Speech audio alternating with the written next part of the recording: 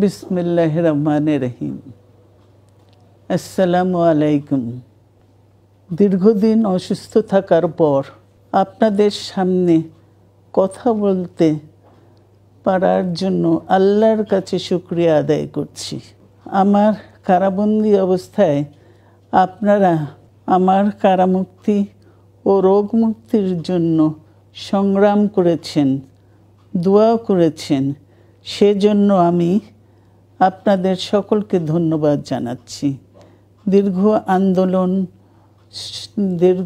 আন্দোলন সংগ্রাম ও ত্যাগের মধ্য দিয়ে আমরা ফ্যাসিবাদী অবৈধ সরকারের কাছ থেকে মুক্তি পেয়েছি। আমি আন্তরিক ধন্যবাদ জানাতে চাই আমাদের বীর সন্তানদের, যারা মরণপণ সংগ্রাম করে এই অসম্ভবকে সম্ভব করেছে।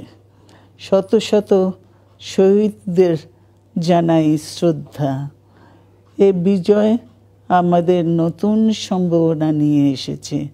দীর্ঘদিনের নজিরবিহীন দুর্নীতি, গণতন্ত্রের ধ্বংসের স্তূপের মধ্য থেকে আমাদের নির্মাণ করতে হবে এক সমৃদ্ধ বাংলাদেশ। ছাত্র তরুণরাই আমাদের ভবিষ্যৎ।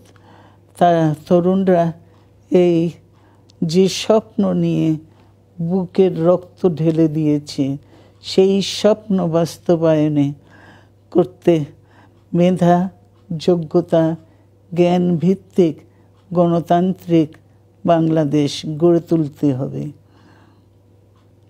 শোষণহীন সমৃদ্ধ বাংলাদেশ।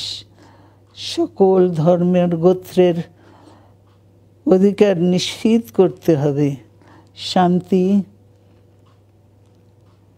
প্রগতি আর সাম্যের ভিত্তিতে আধুনিক বাংলাদেশ নির্মাণে আসুন আমরা তরুণদের হাত শক্তিশালী করি।